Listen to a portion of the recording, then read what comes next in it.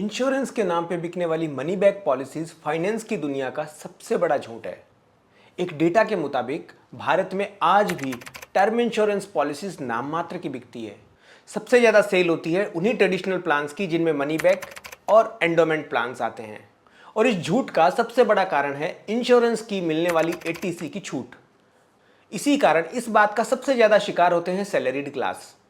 और जैसे ही मार्च का महीना आता है वैसे ही एजेंट पहुंच जाते हैं अपने उन्हीं लुभावने वादों के साथ में कि आप हर महीने इतना जमा कराओ तो आपको 10 साल बाद 15 साल बाद इतना मिलेगा और आपका टैक्स भी बच जाएगा। इस साल आपको कोई अलग से टैक्स नहीं देना पड़ेगा। और साथ में मिलता है हमको एक मामूली सा नाम मात्र का इंश्योरेंस कवर। अगर हम ठीक ठीक हिसाब लगाएंगे तो हम पाएंगे कि जो इंश्योरेंस पॉलिसी में, एंडोमेंट प्लान में, मनी बैक प्लान में जो भी हमको रिटर्न मिलता है वो आरडी और एफडी यानी बैंक डिपॉजिट से भी कम मिलता है। तो अगर मनी बैक प्लान्स हमें ना तो एडिक्वेट इंश्योरेंस प्रोवाइड कराते और इन्वेस्टमेंट के नाम पे सिर्फ हमें अगर बैंक एफडी का रिटर्न मिलता है तो कितना इंश्योरेंस लेना हमारे लिए पर्याप्त होता है और कौन सी पॉलिसी लें। अगर money back policy, endowment plans अगर पर्याप्त नहीं है तो हमें कौन सी पॉलिसी अपने आप को इंश्योरेंस कवर के लिए लेनी चाहिए। और इंश्योरेंस पॉलिसी लेते वक्त हमें कौन कौन सी चीज़ों का ध्यान रखना चाहिए, किन किन सावधानियों का ध्यान रखना चाहिए ताकि हम मिस सेलिंग का शिकार ना हो सके, ये सारी बातें समझेंगे इसी वीडियो में। पूरे वीडियो को लास्ट तक जरूर देखना। और अगर आपको कुछ भी नया सीखने को मिलता है तो make sure you like the video. और चैनल पे पहली बार आए हैं तो चैनल को सब्सक्राइब कीजिए और हिट द बेल आइकन। और इस वीडियो को अपने दोस्तों के साथ भी शेयर कीजिए। मेरा नाम है अश्विनी कुमार शर्मा। शुरू करते हैं। देखिए, सबसे पहली बात तो हमें यह समझना पड़ेगा कि इंश्योरेंस और इन्वेस्टमेंट में बेसिकली क्या डिफरेंस है। हम थ्योरेटिकली ऊपर ऊपर की भाषा में सब समझते हैं, लेकिन इसको बहुत सिंपलीफाई अगर किया जाए तो समझना पड़ेगा कि इंश्योरेंस का मतलब होता है किसी अप्रिय स्थिति में हम अपने आप को, अपने डिपेंडेंट्स को फाइनेंशियल लॉस से बचा सकें। इंश्योरेंस का प्राइमरी उद्देश्य यही है। इंश्योरेंस का प्राइमरी उद्देश्य पैसे को बढ़ाना नहीं है। इसीलिए जब भी हम इंश्योरेंस का प्रीमियम देते हैं तो हमारे को उस पैसे को बढ़ा करके वापस लेने की जरूरत नहीं है, क्योंकि अगर हम ऐसा करेंगे तो हमारा रिटर्न कम हो जाएगा, तो हमारे को और एक्स्ट्रा पेमेंट करना पड़ेगा। और इन्वेस्टमेंट का सोल पर्पस है हम अपनी जमा पूंजी को इन्फ्लेशन से ज्यादा तेज गति से बढ़ा सके, यानी हमारी मनी की वैल्यू कम ना हो। और इसीलिए जब भी हम इन्वेस्टमेंट के लिए इंश्योरेंस पॉलिसी खरीदेंगे तो पैसा जरूर कुछ सालों बाद थोड़ा बढ़ावा दिखता है, हमारे को बढ़ावा मिलता है, लेकिन वो पैसा अगर हम कैलकुलेशन करेंगे तो हमारे बैंक रिटर्न से भी कम पैसा मिलेगा हमारे को वापस। और साथ में बहुत थोड़ा सा इंश्योरेंस कवर मिलता है, क्योंकि अगर हम इंश्योरेंस कवर बढ़ाएंगे तो हमें जो वापस पैसा मिलता है वो बहुत कम हो जाएगा। और अगर कंपनी वाले बिल्कुल इंश्योरेंस प्लान नहीं देंगे, बिल्कुल इंश्योरेंस कवर नहीं देंगे, तो बेसिकली वो इंश्योरेंस पॉलिसी नहीं हुई। इसलिए इंश्योरेंस कंपनियां इस तरीके के प्रोडक्ट डिजाइन करती है कि वहां हमारी दोनों ही पर्पस सॉल्व नहीं होते, केवल उन्हीं का उल्लू सीधा होता है। इसलिए इंश्योरेंस कवर लेने के लिए, अपने आप को प्रोटेक्ट करने के लिए ट्रेडिशनल प्लान्स यानी money back plans, endowment plans is big no. क्योंकि इंश्योरेंस को इन्वेस्टमेंट का व्हीकल मानना फंडामेंटली गलत है। बेसिकली दोनों डिफरेंट प्रोडक्ट हैं। आगे बढ़ने से पहले हम ये समझते हैं कि हमारी निजी जिंदगी में कौन कौन से इंश्योरेंस सबसे ज्यादा काम आते हैं। बेसिकली दो प्रकार के इंश्योरेंस हमारे को हमारी जिंदगी में काम आते हैं। पहला है लाइफ इंश्योरेंस, दूसरा है हेल्थ इंश्योरेंस। और अगर हम नाम से ही समझने की कोशिश करें तो लाइफ इंश्योरेंस का मतलब है अगर किसी अप्रिय स्थिति में, खुदा ने खास्ता अगर हम इस दुनिया में नहीं रहे, तो हमारे डिपेंडेंट्स को जो फाइनेंशियल लॉस होगा हमारे ना रहने से, उसकी भरपाई करने के लिए हम लाइफ इंश्योरेंस लेते हैं। लाइफ इंश्योरेंस कवर में सबसे बेस्ट प्लान्स होते हैं टर्म इंश्योरेंस प्लान, यानी वहां पे आप जो प्रीमियम पेमेंट करते हैं उसका आपको वापस पेमेंट नहीं मिलता, केवल आपको लाइफ इंश्योरेंस का कवर मिलता है। दूसरा प्लान है हेल्थ इंश्योरेंस, यानी कि किसी एक्सीडेंट की वजह से अगर आप बेड रिडन हो गए, हॉस्पिटलाइज हो गए, यानी आप काम करने की स्थिति में नहीं है, तो आपके काम ना करने की स्थिति में आपका जो फाइनेंशियल लॉस हो रहा है, आपकी जमा पूंजी जाने का लॉस हो रहा है, उससे बचने के लिए हम हेल्थ इंश्योरेंस कवर करते हैं। अब हम ये समझते हैं कि लाइफ इंश्योरेंस लेते टाइम हमें किन किन मेजर बातों का ध्यान रखना चाहिए। सबसे पहले तो लाइफ इंश्योरेंस पॉलिसी सेलेक्ट करने से पहले हमारे को ये डिसाइड करना होता है कि हमें इंश्योरेंस कवर कितना चाहिए। हमें कितना इंश्योरेंस चाहिए ये इस बात पे डिपेंड करता है कि हमारी एज क्या है, हमारी लायबिलिटी क्या है, हमारे डिपेंडेंट्स कितने हैं। इन सब बातों से कैलकुलेशन होती है कि हमें कितना इंश्योरेंस कवर पर्याप्त होता है। एक्सपर्ट्स की राय में जर्नली अपनी एनुअल इनकम का 15 to 25 times insurance cover is enough, क्योंकि उससे ज्यादा जाएंगे तो वो हमारे को टेक्निकल ग्राउंड पे कई बार एप्लीकेशंस हमारी रिजेक्ट हो जाती हैं और इससे कम इंश्योरेंस हमारे लिए एडिक्वेट नहीं है, पर्याप्त नहीं है। अब कितना कवर लेना ये तय हो गया, उसके बाद में हम डिसाइड करते हैं कि कौन सी कंपनी से इंश्योरेंस पॉलिसी लेनी चाहिए। बिकॉज ये बहुत बड़ा झोल होता है, क्योंकि हमें पता नहीं होता कौन सी कंपनी का कौन सा प्लान ले। इंश्योरेंस कंपनी सेलेक्ट करने से पहले हम एक कंपैरेटिव एनालिसिस करेंगे 3 पॉइंटर्स के ऊपर इंश्योरेंस कंपनी का।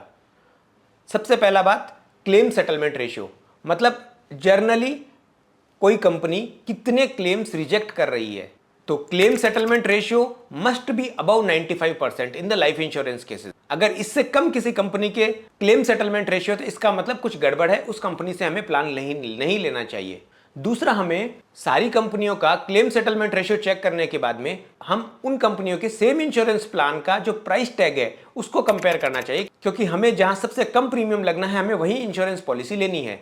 क्योंकि लाइफ इंश्योरेंस पॉलिसी में आपका प्रीमियम फिक्स हो जाता है, तो जितना कम प्रीमियम होगा उतना अच्छा है, लेकिन ये कंपनी की क्वालिटी के ऊपर कॉम्प्रोमाइज करके नहीं। Claim settlement ratio must be above 95-96%।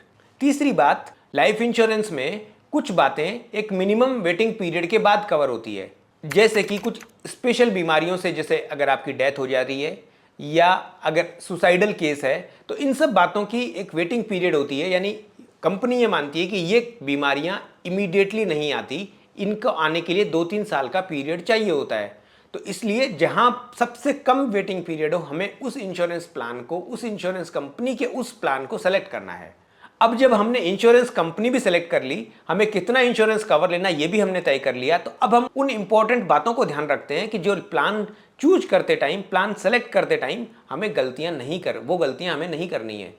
सबसे पहली बात तो, लाइफ इंश्योरेंस पॉलिसी किसकी लेनी है, इस बात में बहुत बड़ा कंफ्यूजन होता है।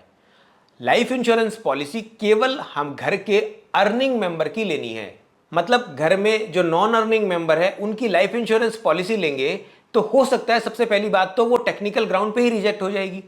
और दूसरी बात, थियोरेटिकली ये बात समझ में आती है कि जब तक कोई व्यक्ति के जाने से हमें फाइनेंशियल लॉस नहीं हो रहा, तब तक हम उस इंश्योरेंस पॉलिसी का क्या करेंगे, क्योंकि ऐसे व्यक्ति के जाने से हमें फाइनेंशियल लॉस से ज्यादा इमोशनल लॉस होता है, और कोई भी इंश्योरेंस पॉलिसी हमें इमोशनल लॉस को कवर नहीं कर सकती। इसलिए बहुत ध्यान से हमें लाइफ इंश्योरेंस पॉलिसी केवल उसी व्यक्ति की लेनी है जो घर का अर्निंग मेंबर हो, सोल ब्रेड विनर हो। क्योंकि लाइफ इंश्योरेंस पॉलिसी के प्रीमियम हेल्थ इंश्योरेंस पॉलिसी की तरह उम्र के साथ साथ बढ़ते नहीं रहते, इसलिए जितनी जल्दी हो जाए हमें लाइफ इंश्योरेंस पॉलिसी लेकर रखनी चाहिए। जो ही हमने अर्निंग शुरू करी, हमें हमारी लाइफ इंश्योरेंस पॉलिसी ले लेनी चाहिए, क्योंकि जितनी जल्दी एज में लेंगे आपके प्रीमियम कम आएंगे और वो प्रीमियम आपका लाइफ लॉन्ग सेट हो जाएगा, फिक्स हो जाएगा। तीसरा, एक सबसे बड़ा मिसकंसेप्शन होता है कि जब भी हम कहीं नौकरी करते हैं तो जनरली हमारा एम्प्लॉयर हमारा एक ग्रुप टर्म इंश्योरेंस प्लान करवा के रखता है। मतलब उस कंपनी में जो ही हम ज्वाइन होते हैं तो कंपनी की CSR पॉलिसी के तहत हम ऑटोमेटिकली एक ग्रुप इंश्योरेंस प्लान में कवर हो जाते हैं। तो क्या वो पर्याप्त होता है? बिल्कुल नहीं। बिकॉज किसी भी ऐसी परिस्थिति में, जैसे मान लीजिए हमने वो नौकरी छोड़ी तो हमारा वो टर्म इंश्योरेंस प्लान एक्सपायर हो गया। अब टर्म इंश्योरेंस प्लान एक्सपायर हो गया, नई कंपनी ज्वाइन करने के बीच में, और दोबारा टर्म इंश्योरेंस कवर हमारे को लेने के पहले अगर हमारे साथ कुछ घटित हो गया तो हमारा इंश्योरेंस लेना बिल्कुल व्यर्थ हो जाएगा। इसीलिए हमारे को हमारे individual term plan, insurance plan लेकर रखने चाहिए, चाहे वो हेल्थ इंश्योरेंस होगा चाहे लाइफ इंश्योरेंस होगा। हमें हमारे एम्प्लॉयर के ऊपर डिपेंडेबिलिटी नहीं रहनी चाहिए। That should be the additional perk. Moving to the next point, insurance cover कितनी एज तक लेना है। इंश्योरेंस कवर लेते टाइम जनरली हम चाहते हैं कि हम ज़्यादा से ज़्यादा एज का लें, लेकिन इस बात में एक प्रॉब्लम ये आ जाती है कि जितनी ज़्यादा एज का लेंगे हमारा प्रीमियम बढ़ जाता है, क्योंकि जनरली जो ही हमारी एज बढ़ती है तो हमारे मोर्टालिटी रिस्क यानी हमारे नेचुरल डेथ होने की रिस्क बढ़ती जाती है। मुझे लगता है कि हमारी जनरली सारी लायबिलिटी जो है, फाइनेंशियल लायबिलिटी का कवर लेना पर्याप्त होता है, कंप्लीट हो जाती हैं। उसके बाद में हमारी जो सामाजिक जिम्मेदारियां बच जाती है, फाइनेंशियल जिम्मेदारियां नहीं रहती हैं। इसलिए जो ही हम 60 की एज तक पहुंचते हैं हमारी अर्निंग कैपेसिटी कम हो जाने लग जाती है। नॉर्मली हम जो कमाएंगे वो एक्टिव अर्निंग से नहीं कमाएंगे। 60 की एज में हम हमारे इन्वेस्टमेंट से कमाते हैं। हमारी एक्टिव अर्निंग की उम्र चली गई, तो इसलिए ज़्यादा एज का प्लान सेलेक्ट नहीं करना चाहिए। यहाँ अपनी अपनी चॉइस हो सकती है, ये हमारी राय है, क्योंकि 60 के बाद अगर हम प्लान को बढ़ाएंगे 75 80 की उम्र तक का, तो उसके प्रीमियम्स बढ़े हुए आएंगे और उस बढ़े हुए प्रीमियम को देने का कोई तुक नहीं है। Moving to the next point, premium paying term. हमारे को एजेंट हमेशा इंसिस्ट करता है कि आप अगर सपोज कीजिए 25 साल की उम्र में इंश्योरेंस प्लान ले रहे हैं, तो 25 साल से लेकर के अगर 60 साल तक का आप प्लान ले रहे हैं तो आपका प्रीमियम पेइंग टर्म हुआ 35 ईयर्स।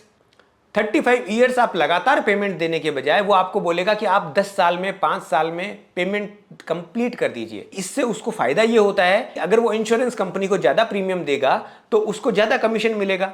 लेकिन आज जो आप पेमेंट कर रहे हैं इन्फ्लेशन के हिसाब से एडजस्ट करने के बाद आज से 35 साल बाद जो आप प्रीमियम पे करेंगे उन दोनों की वैल्यू में रात दिन का फर्क होगा। इसलिए कभी भी प्रीमियम पेइंग टर्म शॉर्ट नहीं करना चाहिए। जितनी इंश्योरेंस पॉलिसी है उसको हमको एनुअली डिस्ट्रीब्यूट करके एनुअल पेमेंट ऑप्शन रखना चाहिए।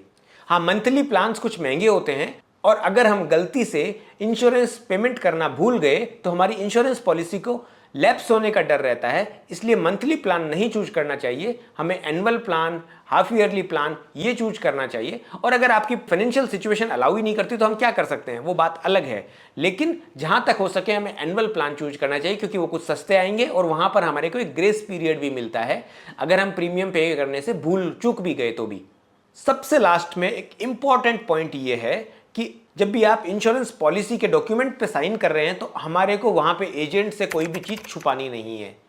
यानी अगर हम स्मोकिंग करते हैं तो हमें बताना है, अगर हम ड्रिंक करते हैं तो हमें बताना है, अगर हमें प्री एग्जिस्टिंग कोई डिजीज है तो उसके बारे में भी बताना है, क्योंकि ये वो ग्राउंड होते हैं जहां पर आपकी इंश्योरेंस क्लेम रिजेक्ट हो सकती है।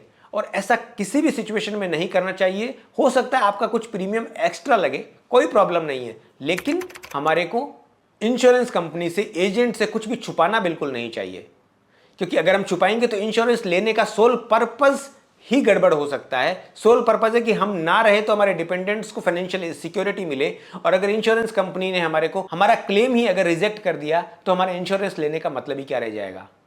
Moving to the next part, we are discussing health insurance plans.